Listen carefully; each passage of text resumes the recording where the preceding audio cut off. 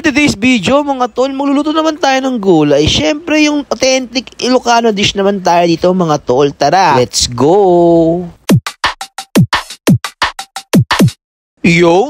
Nandito na naman tayo sa episode series natin mga tol. Episode 26 nga pala, pakbet sa palayok. Bet sa palayok, uy, ang sarap nun tol. Ang daming gulay na pwede mong gamitin sa pakbet mga tol. Maglagay ng talong, okra, sitaw, kalabasa, kamatis, sibuyas, bawang, siling pangsigang tol, luya. Siyempre tol, ang palayok kung makakalimutan. Basta kung anong pwedeng available na pwede mong gamit sa pakbet mga tol, yun ang ilagay mong gulay. Alam naman natin tol, ang pakbet is galing yan sa Ilocos region, di ba? Ang pagkain na to mga tol ay pinagmamalaki ng mga Pilipino, especially sa mga Ilocano, di ba? Paano ba lutuin yung authentic pakbet sa palayok mga tol? Kukwento ko lang tol kung paano ko nakita kung paano lutuin ng lolo ko yung pakbet na ginagawa niya nung bata pa kami syempre. Ginagawa niya lang tol, hinugasan niya lahat ng gulay tapos sinihiwa niya lang kung anong gusto niyang hiwa, di ba? Tapos tol, ilalagyan niya isa-isa dun sa palayok. Yung halong karne yun mga tol, ang partner lang lagi ng pritong isda o kaya iniyon isda mga tol. Pero syempre tol, lang tumagal, nag-iba na rin ang pagluluto sa pakbet. Yung iba naglalagay sila ng bagnet, baboy, kawali tol, pati inihaw ng lempo, di ba? Pagkakalam ko, bawat lugar o probinsya sa Pilipinas is may ibang version ng pakbet mga tol. Hindi sa Pampanga mga tol, ang pakbet nila is ginagawa nila tol, ginigisa nila muna yung mga aromatics nila. Imbis na bagong isda ang ginagamit nila mga tol, ginagamit nila is bagong alamang. Di ba ang pakbet mga Ilocano mga tol, ganyan no? Pinapakulan mo lang lahat ng mga ingredients tol. Tapos syempre, hayaan mo lang tol kumatas yung mga gulay hanggang maluto, di ba? Ang pakbet o pinakbet mga tol, may pagkakapares pa rin sa mga dinengding ng mga taga Ilocano mga tol. Parehas din ang mga gulay na ginagamit dito mga tol. Kaso ang pinagkaiba nila doon mga tol, mas maraming tubig tapos nilalagyan nila ng inihaw na isda, di ba? Noong unang panahon tol, ang pakbet nga pala is halos lahat ng gulay pinapakuluan lang sa bagong alamang. Dahil yung mga taga-hilagang parte ng Luzon mga tol is lagi nasa bukidan mga tol. So ang ginagawa nila tol, pinapakuluan lahat ng gulay. Tapos ayan tol, meron na silang pinakbet, di ba? At syempre, pag umabot ka sa point ng video ito, pa-comment down below naman kasang parte ng mundo, parte ng Pilipinas, para mabati naman kita sa mga next vlog ko, di ba? Another dish na naman tayo, mga tol. Tignan mo naman, tol, kung gaano kainam yung pakbet natin, di ba? At syempre, pag nagsama ka ng video, don't forget to like and follow my page, mga tol. Tapos, ayan, tikiman time. Yun, tol, tikman natin yung luto kong pakbet sa palayok.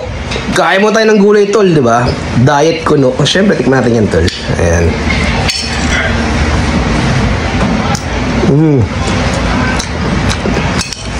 Sarap boy.